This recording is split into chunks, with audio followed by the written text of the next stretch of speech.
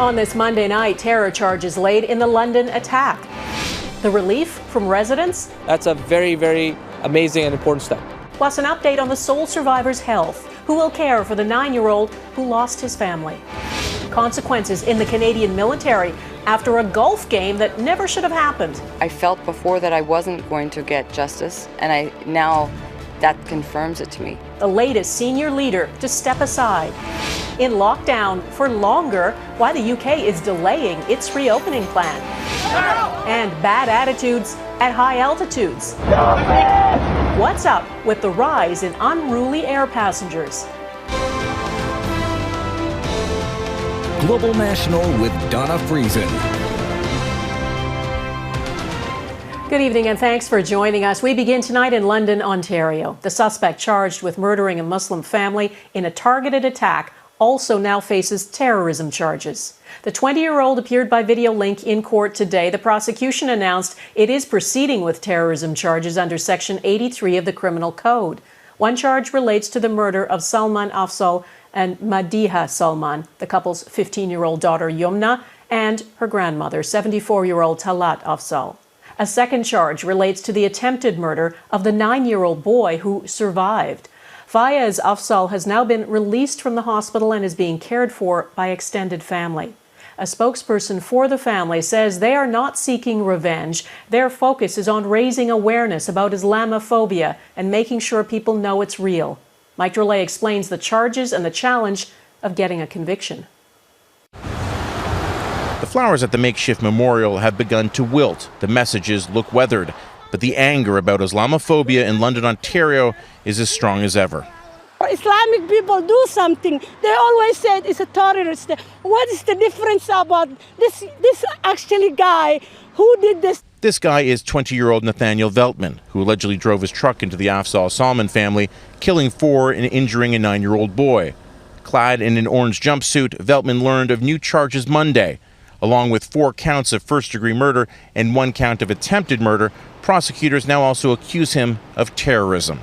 Imam Arij Anwar says even though Prime Minister Justin Trudeau called the attack terrorism, the Muslim community still remembers how terror charges were never laid in the Quebec City mosque shooting of 2017. The charges in the London case, he says, allowed the community to exhale. I think overall there was some pessimism, some skepticism, but the fact that it was done the way it was supposed to be, that's a very, very amazing and important step.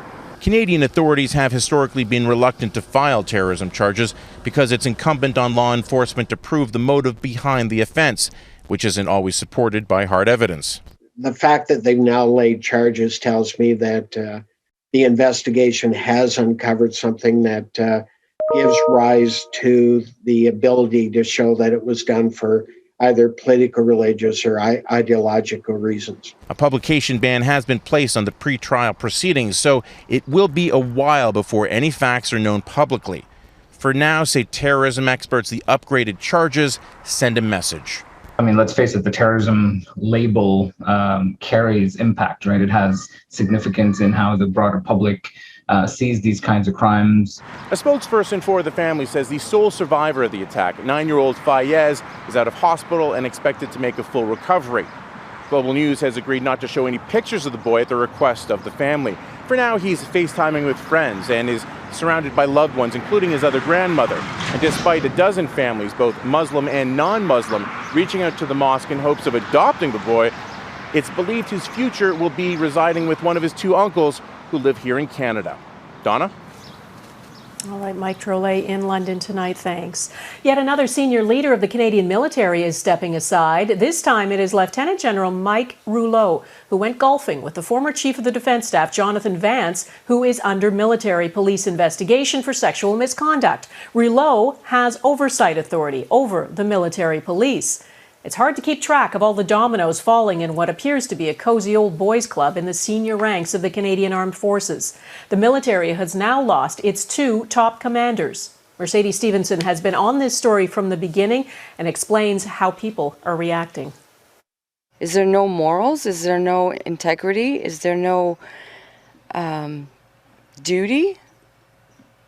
that anybody's respecting anymore. Major Kelly Brennan is the woman who triggered a reckoning over sexual misconduct in the Canadian military when she came forward to Global News in February with allegations against Canada's former top soldier, retired General Jonathan Vance.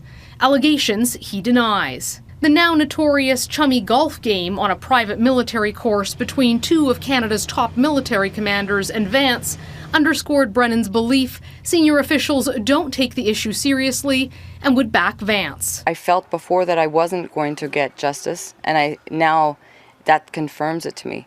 Brennan alleged that Vance claimed to own the military police and said that he was untouchable. Today, Vice Chief of the Defense Staff, Lieutenant General Mike Rouleau, resigned after the golf game exposed by the media led to days of intense public pressure and displeasure from the Prime Minister's office and cabinet. It shows very poor judgment and sends entirely the wrong message to the whole country. In a letter, General Rouleau defended his actions as concern about a former colleague's welfare, but also acknowledged, "I understand how such an activity could lead some to perceive a potential conflict of interest and controversy, given the current context, but nothing could be further from the truth. For this, I am sorry."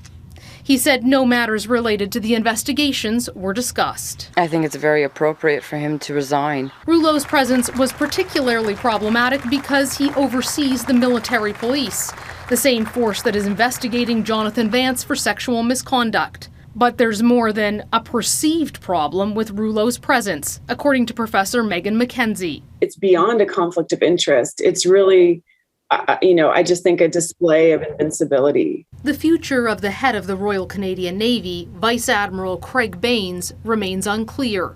On Monday, he apologized again in a statement to Global News, saying his focus should have been on the victims.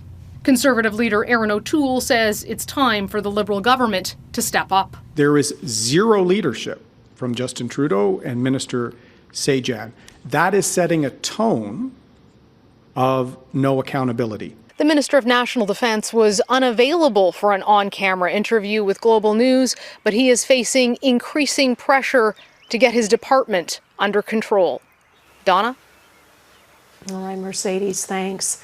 The military commander removed from his post as head of vaccine logistics last month has apparently filed a legal challenge. The Canadian press is reporting lawyers for Major General Danny Fortin are asking the federal court for a judicial review of that decision. Fortin was removed May 14th after an allegation of sexual misconduct. According to CP, the court application says the decision to remove and not reassign him was unreasonable, lacked procedural fairness, and involved improper political interference in the military chain of command. Well, after months of restrictions, there are new signs more Canadians can look forward to a better summer.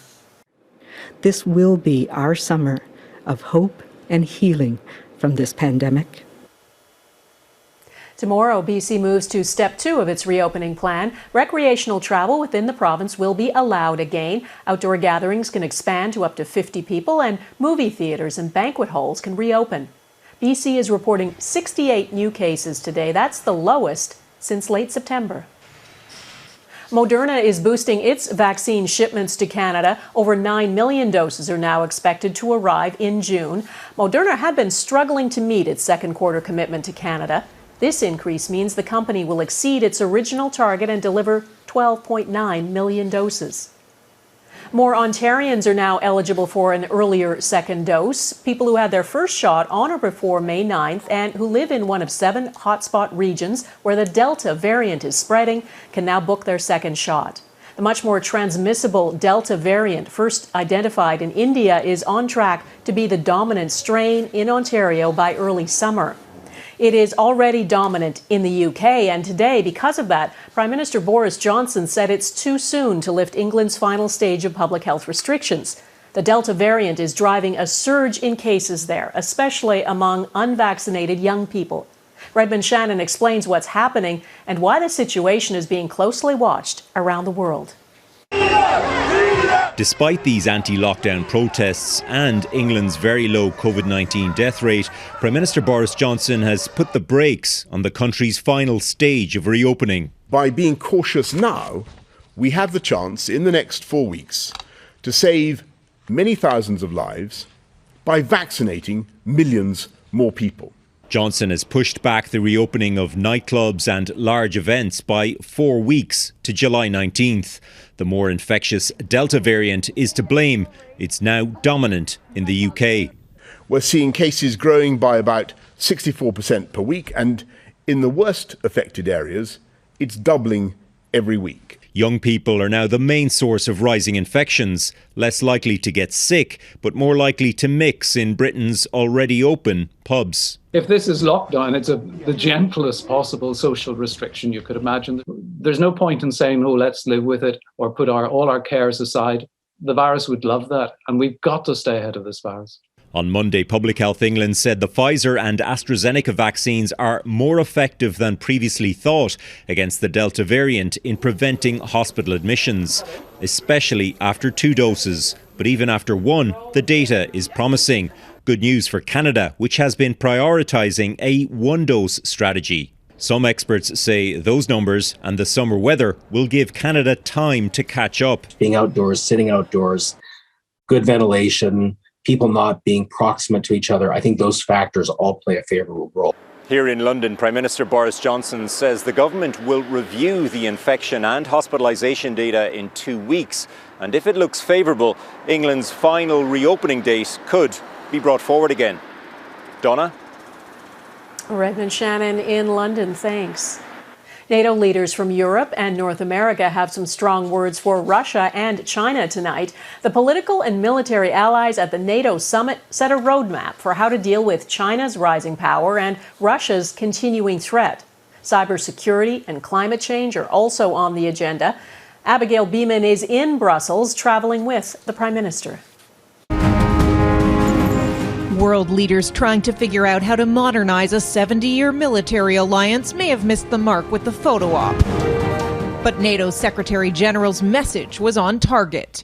Our relationship with Russia is at its lowest point since the end of the Cold War. This is due to Russia's aggressive actions. The alliance slamming those actions as a security threat, while nations clamor for U.S. President Joe Biden's ear before his meeting with Russian President Vladimir Putin Wednesday. I'm not looking for conflict with Russia, but that we will respond if Russia continues its harmful activities. On China, allies agreed the communist state presents systemic challenges and coercive policies. There are 30 members of NATO, and each member has a very different relationship with China. The goal? Present unity in a post-Trump world, yet some members are closer to Putin. I spent 26 years of my life in Cold War. Believe me, it's bad. So don't do that. We can't be naive about Putin's intentions. Prime Minister Justin Trudeau said the alliance can deal with both Russia and China. We can certainly walk and chew gum at the same time, recognize Russia as a very present and real threat, which is why we have the enhanced forward presence that Canada's part of, why Canada has troops in Ukraine. Ukraine, not a member of NATO, but wants to be. Canada, while offering support, won't clearly state its position. The heart of NATO is Article 5. An attack upon one is equal to an attack upon all. And if you admit Ukraine to being a member of NATO, then suddenly NATO is faced with a question of whether it wants to be at war with Russia. Cybersecurity and, for the first time, climate were also on the agenda. Stoltenberg thanked Canada for offering to launch a new NATO policy center, bringing together expertise specifically on climate and security, but that won't be ready until at least 2023. Abigail Beeman, Global News, Brussels. Allowing Indigenous Canadians to use their traditional names. Coming up, what the federal government has finally agreed to.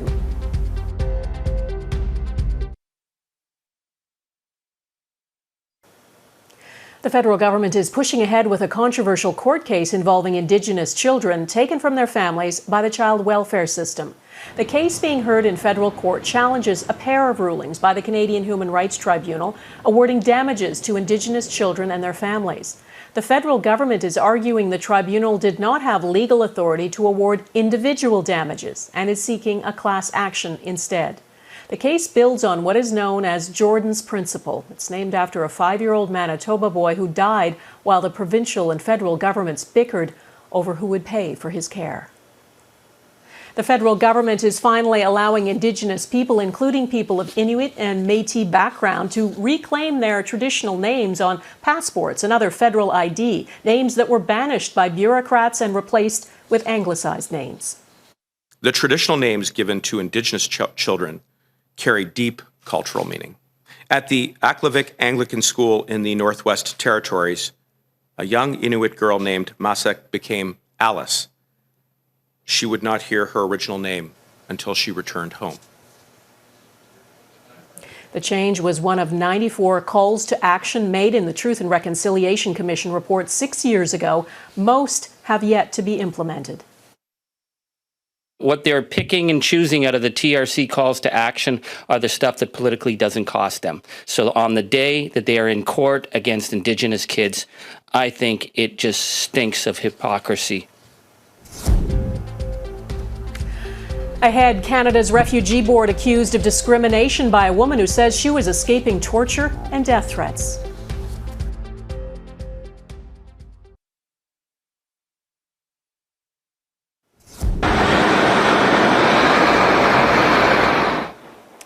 An ongoing emergency in Illinois tonight. An explosion at a chemical plant sparked huge fires and fears of an environmental disaster. The plant produces greases, lubricants, and cleaners. People living close by have been forced to leave. Authorities are letting the fire burn itself out to try to prevent toxic chemicals from washing into a nearby river.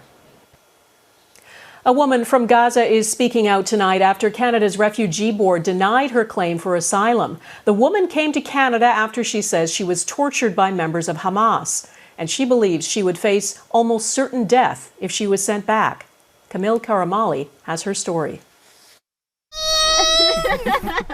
Rwand Al-Mobayed is safe with her children in her Ontario home for now, far away from war-torn Gaza and the memories that still haunt her. It's raised my anxiety if I'm thinking about it, so I try just to erase this. She says she was ripped from her family home by Hamas security forces in 2016, taken away for 7 days, where she claims she was tortured and threatened with rape. Yeah, hitting and verbally insulting me. She says it was all retaliation for reporting the rape of a 12-year-old girl by a senior Hamas militant. When Al-Mobayed was released, fearing for her safety, she eventually came to Canada. But she says nothing could have prepared her for the way she was treated during a hearing at the Immigration and Refugee Board of Canada in 2020. It's almost destroyed me. It's one of the worst experiences I will ever had. She says IRB adjudicator Paul Ariama was demeaning and dismissive and claims he prevented her from telling her story. And you are pretty well repeating what you already wrote down. Ariama also asked her why she didn't go to Hamas for protection after she reported the little girl's rape, even though he knew she said she was tortured by the militant group. The adjudicator believed the approach to be logical because Hamas had listened to her before, when she initially reported the rapist, and he was punished. He's like questioning every answer I give, and somehow it was wrong. Ariama rejected her claim, saying he didn't believe her, adding that her answers were vague and that she didn't provide sufficient evidence. I think this claimant didn't have a chance to present her case. I think she was shut down in the first moments of the hearing. In a phone interview with Global News, the adjudicator, Ariama, denied any wrongdoing and says he has never acted improperly in his 30 years on the Refugee Board. Yes, I'm fine. Distraught and distressed, but not down and out just yet. After Global News stepped in, the government is working on a settlement in Al-Mobayed's case, which would allow her claim to be reheard by the board. I hope I'm safe now, and my kids are safe. Camille Karamali, Global News. Lots of people are itching to get traveling again, and the number of planes in the air is already approaching what it was before the pandemic. This is a snapshot of all the planes in the air today, thanks to Flight Radar 24. And this is what it looked like in March of 2020 when the pandemic began. The U.S. especially is back in full flight, and as Jackson Prosco reports, the number of badly behaved passengers is also soaring. There's something in the air that has passengers causing disruption. This flight from Los Angeles to Atlanta was diverted after an off-duty flight attendant became unruly. At one point, the pilot called out for help. And then you hear the pilot from the cockpit going, "If there's any large men on board, please come to the front of the plane immediately. We have a crazy passenger." 1 week earlier, a passenger allegedly tried to storm the cockpit on a flight from Los Angeles to Nashville. And the week before that, a Southwest Airlines flight attendant lost 2 teeth after an angry passenger punched her in the face. Passengers are behaving belligerently. They are becoming aggressive, hostile. They are verbally abusive, and oftentimes they've been violent. It seems pandemic-era travel has led to an epidemic of bad behavior. U.S. airlines have reported nearly 3,000 incidents of unruly passengers so far this year, way more than normal. We are on track to have 60 times the number of unruly passengers as we might have had in a typical year. The situation is so concerning, some U.S. airlines have suspended alcohol service, while airlines in Canada and around the world are bracing for a possible uptick in aggressive behavior as passengers return. Just everyone is acting crazy on planes now, and it's making people not want to fly. There's no official explanation for what's happening. Flight attendants point out most incidents involve confrontations over masks. As more of us stretch our wings after a year-long layover, airlines are asking for patience, while warning those who lash out could face stiff fines or the prospect of being grounded for life. Jackson Prosco, Global News, Washington. Patience, kindness. That is Global National for this Monday. I'm Donna Friesen. Tonight's Here Canada is this view of Lake Winnipeg. Thanks for watching. Take care of yourselves. Bye-bye.